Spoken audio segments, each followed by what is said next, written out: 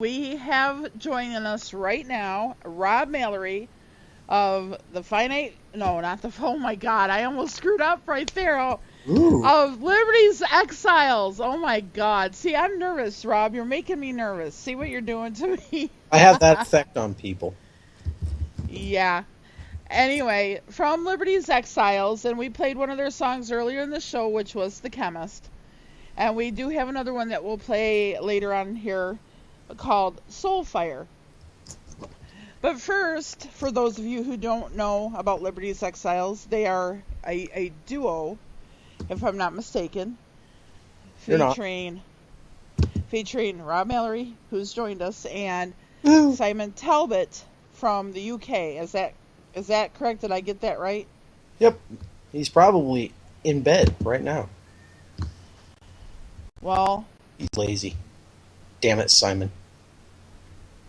yeah, well, it is what it is. There is a 6-hour time difference there, or 7, depending on where exactly you are. But I think since he's in the UK, that'd be, 6, right? Yeah, 6 hours ahead of me. And you're 1 hour behind me, so that's a closer time difference to gap rather than one that's a 6-hour difference. Although, I do have to say that we have one of our listeners from Norway tuned in right now, and his is also a 6-hour time difference. So he stayed up specifically to be able to hear this interview, Frank. So I hope you're listening, and we're going to go ahead and get to this. So why don't you go ahead and tell me a little bit about Liberty's Exiles, if you will. Well, first of all, hello, Frank, and everybody else. How's everybody doing? I'm actually waving right now. Liberty's Exiles is just a band between myself and obviously Simon. We've got 8 albums of original studio material out. And I don't know how to categorize our sound. Just rock, I guess, prog rock, melodic rock, dark rock. That's really all I got. Well, I do know that 8 albums is a lot of music to put out in a relatively short period of time. I don't know of any other bands out there that I have seen put out that many albums in the timeline that you guys have. Yeah, we actually have another 4 albums completely done. Good Lord. People say you're doing it too quick and shit, and I'm like, well, why should we take 2 years off in between each album? If we can write it, we may as well. Well, yeah, I can see your point on that. I guess maybe though that it just seems a little bit unconventional compared to other bands out there, and the way the general music industry does things. But it's refreshing to see that there's a band out there that doesn't necessarily fit into the norm of what the music industry expects and other people expect. Yeah, I don't know where we fit within the music industry. To be honest, the music industry is kind of a joke these days, especially with what's popular. And since, we don't have to work months and months grueling over such imaginative lyrics as those you'll hear from Beyonce, so we're able to get albums done a lot quicker. Yeah, well, I tell you what, if my daughter Aubrey was around right now, she'd probably have a thing or two to say about that. I get into discussions / semi-arguments with her all the time because, of course, she listens to the popular terrestrial radio station that plays stuff that plays these artists that puts out like 3 words that repeat all through the song, and that's what they call music. And and I catch her sitting there jamming to it, and I'm like going, you call that music, really? But yeah, I don't know what the hell. I think it's interesting though that this is a concept album that you've put out, and it literally follows a storyline, and there's a heroine and a / villain who's also the hero of the story. Yeah, and there's also another group of bad guys too. So the saviors of the world are actually bad guys as well. So Where it gets Yeah. confused is the chemist is not only a bad guy, but he's also, the good guy in the story. He's the one that caused this, but he's trying to right his wrong. He's trying to make it to where everybody pretty much dies.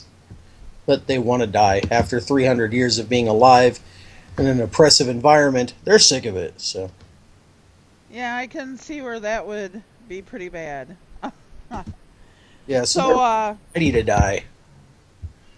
but the heroine of the story is unique in the sense that the villain sort of loves her, right? Is that accurate?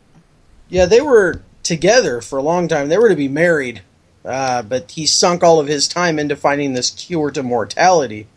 And so she kind of got tired and, kind of went to their separate ways. But she's pretty much all he's thought of for the last 300 years while trying to come up with this cure. And of course, he's in terrible pain because right before this all began, he tried to jump off a high-rise and kill himself, but it was too late. He was already immortal, and now he's in agonizing pain for centuries. So, because even though there's no death on this planet, there's still pain and sickness and Misery, yeah. So he's in debilitating, crippling pain. So he's partially nuts after 300 years. He's insane. But he still loves his soul fire. Aww. That's so sweet. It's still a love story than Twilight. Aww. Right. Now, I guess I want to know, what would the difference be, the creative difference be between putting out just a regular album than that of a concept album, other than the fact that obviously the concept album is a story that plays out through the whole album. I mean, is there a different type of what word am I looking for? Is there a different type of help me, Rob, I can't think of the word. Different type of different type of inspiration. What different type of inspiration is there, if any, to coming up with this concept album rather than just a regular music album? Well, the regular stuff, I mean, those are pretty easy, to write some song lyrics. I do song lyrics rather quickly. This one took a little bit more to, set up the entire story before I started writing so we can have recurring themes, especially in the lyrics. I mean, Simon did great with recurring themes in the music, but I had to set up recurring themes in the lyrics, and so you had to weave in an entire story. And on the surface, this is a sci-fi story, but underneath, it's basically my opinion that humans are no good. We're a terrible race, and that's the underlying theme and the topic of the story, I guess. Okay. It'll be more obvious when the prequel comes out, but we won't say much about that. All right, that sounds like a topic for another interview. But anyway, just to continue on with this one, since it's still my first, and I want to make sure I have enough talking points here. The distance between you and Simon that we were just talking about, there's time difference because he's in the UK and you're in Iowa, correct? Beautiful Iowa. Aw. Yeah, okay. So, how difficult does that distance between the two of you make it to be able to come together and get all this stuff put together? I mean, what's the routine behind that? Well, we do a lot of writing together on Skype. God bless Skype.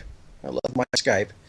But basically, we just kind of do our thing and share files back and forth. Like if I have a musical idea, I'll record it, send it down. He'll weave it into a song, throw whatever lyrics. So sometimes he's got some lyrics going. A lot of times I'll send him some lyrics. And we just kind of pass files back and forth until we're happy with the finished song. And the boy's a workhorse. He's an amazing musician, and he's always got something in his brain cooking up for us. So, there could be days where I don't get a single song, and then suddenly I'm, within 2 days he's got 4 new ones for me to get keys into. So it's a lot of fun.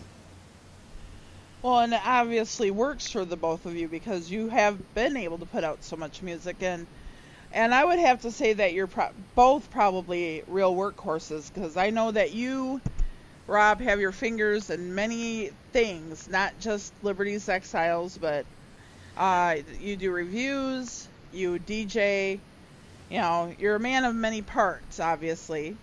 Yeah, Go ahead. No, I keep pretty busy, yeah. Right. Plus you're a dad and a husband and all that fun stuff too, so. Oh, yeah, that's true. Hi, Robbie. I know you're listening. I think he's listening. All right, so you just had your new album drop on the 7th. Yes. Which was this past Monday, I believe. Yep. You want to go ahead and let them know the name of the album and where they can find it? Well, The Price of Immortality is the name of the album. You can find it all your major MP3 download sites and a lot of the streaming ones like Google Play and Spotify. And for the first time ever, you can actually get a physical copy of one of our albums. That's right, it only took 8 albums for us to get out there physically. And you can pick that up at Unable Records, courtesy of our amazing label Jukester PR, and Amazon.com. You can order the CD directly from there as well. Yeah, now, Jukester PR, now, we definitely got to give a big shout out to Jim Santora, the owner-operator of Jukester PR, because I know that he's helped make all of this possible for you guys, and we've been playing Jukester PR rock blocks during every DJ Tainted Music Pit show here the past week, and I'm going to keep that going as a new addition to try to help bring more attention and heavy rotation to those bands that are being promoted by Jukester. And I'm very happy to be able to have you as my first interview, because first of all, I know you and it makes me feel a little bit more at ease, because this is my very first interview ever. And me. So no, I'm just very grateful that it's you, because I've always been worried that I'd be the screaming girly girl fan that can't utter a word because she's so starstruck by who I'm interviewing, you know. And I am starstruck by you, Rob, believe it or not, but still, having been able to talk with you before and knowing you for a while now, it's made it much easier for me, so I feel a lot of relief myself. And forgive my froggy voice, people. I am coming down with a cold, by the way, so. Damn. Anyway. Yeah, I'm just one man, doing what I can do. No. Yeah, but I still think it's great that you do what you do, and that you guys are getting out there with a physical copy now and getting this kind of promotion and getting your music heard on all sorts of different radio stations. And I'm not sure, I don't have the list right in front of me, so if you want to go ahead and let people know where, other than RavenRadio, they can also hear your music, that'd be great too. Oh, off the top of my head, there's quite a few. Thanks to Jim, we've been playing on a lot of FM stations around the country on college radios. Quite a few online ones that, off the top of my head, I don't remember them. I'm looking it up, but it now seems obvious that I'm looking it up, so... but thanks to Jim and Jukester PR, we're being played at quite a few stations online and otherwise, so it's pretty exciting. That's awesome. All right. I got another question for you, and I'm reverberating here or something. I guess I would like to know, based on like fan feedback, what do you consider your most successful album so far, just based on fan feedback? Not including the compilations, right? Because we got a couple of those for free, and fans love those. Well, not the compilations, just the regular albums that you've put together. We got a lot of positive feedback on all of them, but clearly, thanks to Jukester, the 8 has blown up, The Price of Immortality. Right. We've got individual songs. I know the song Buried Alive from our 3rd album is our highest viewed YouTube video. Yeah, I think so far the Price of Immortality, just because of the amazing push from Jim at Jukester.pr. I can't say their name enough, folks. Check them out. But thanks to them, this album is just getting around a lot more than the other ones, and it seems to have gotten a lot more notice. So, And I personally feel that maybe the fact that it's a concept album probably also helped fuel the interest in that, because everybody loves a story, and when it can be a story that is spread out amongst like 10 or 12 different songs, or however many songs you got on the album, 15? yep, 15 15. songs. 6 of them were originally 2 songs, but we kind of Oh branched wow. so. Okay. I just think that maybe that is one of the things that probably helps drive it too. At least for me, that's what interests me about it the most, is the fact that you take 15 songs to tell a story. Yeah, I love a good concept album, and there aren't a lot of great ones that I've come across these days. But albums like "Scenes from a Memory" from Dream Theater, "Tommy" from The Who. I'm not saying we're as good as any of those, but those albums definitely got me thinking more concept mode. So I think you're probably right. If people are open to checking out a concept album just because it's a cool story, but you got to devote a lot of time to it, and there's sadly attention spans pretty short in a lot of people who like popular radio. So right. So do you have any plans to be putting out any music videos for this album? Yeah, we put out 15 of them, lyric videos. But if the album's doing well, I want to try and do a video for Soulfire, and I actually know a director friend. Well, he's not a popular director or anything, but he does his own not private, but he does films that maybe, clearly aren't big blockbusters or anything. But if this album's doing well, we're thinking of maybe doing a video for that song. And I would be definitely interested in seeing that when you guys get that done, because I think that would be interesting, since she is the heroine of the whole theme here. And she's very pretty, so I'm thinking I'm just going to get like a brown wig and I'm going to play Soulfire. So, oh, I gotta definitely see that video now. That's funny. All right, so yeah, because I do remember mentioning to you on Facebook a while back, if you remember, I had said, yeah, you guys should make a video and get it and submit it to MTV's Video Music Awards, so you can teach the pop culture brats a thing or two. I don't think they do music videos at MTV, right? They're supposed to. Oh, that seems like it was a long time ago. Yeah, back in the day when they first started, that's about all they did. I mean, that's the first time I ever saw a Def Leppard video was on MTV. I remember back in the day when it was originally really music television. It just, it's gone 10,000 different directions since then, and yeah, I really don't. You blame what? I blame the real world. Once they brought that show on, more shows like it came, and it turned into reality TV, and yeah, kind of forgot about videos. Yeah, I would love to see them get back to what it was originally supposed to be about, but I don't think it's ever going to happen.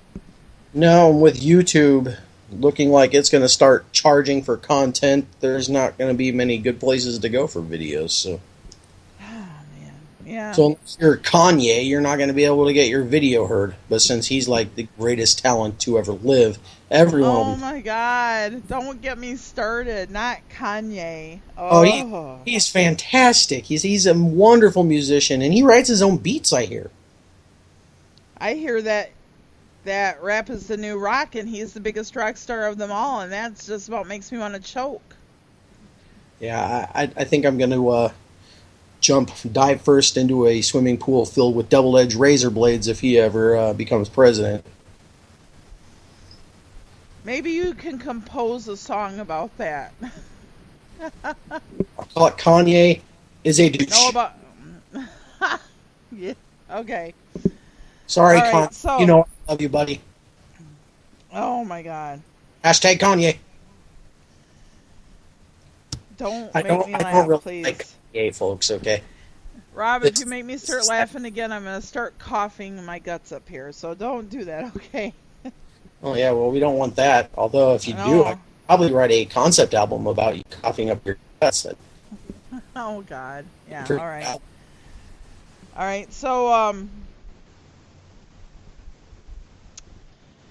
I sort of lost my place here. I had another question right there in the back of my head that I didn't have written down, and of course most of the stuff I had written down because it's my first time out of the gate doing this. So but something had come to my mind I was going to ask, and now it's gone. I am so sorry. I apologize. I assume you're going to ask boxers or briefs, and I go with both. Oh, wait, I was gonna ask if the carpet matches the drapes. Oh. Well, color-wise, yes, but the carpet is much curlier. All right. You Well, brought, you brought us there, not me. I know. I was just trying to, you know, throw a little bit of humor in there, even though I'm not very humorous myself. But Me. anyway. Yeah. So I guess this is gonna conclude the interview because I'm just lame that way. I guess I don't have a whole lot to say, but I guess it was better than two questions and then see ya. That's true. Plus, I'm a delight to have on, so you're very happy to be talking to me. My Oh, I cat, am, and too. and for those of you who didn't know, he actually co-hosted a show with me this past Saturday. It was my progressive rock show, and he co-hosted with me, and it was a lot of fun actually. Yeah, I enjoyed myself. And actually, I'm thinking maybe I'll do a show sometime soon, too. Yeah, that would be great. That would definitely be great because I will definitely tune in. I'm going to play 15 hours of Liberty's Exiles.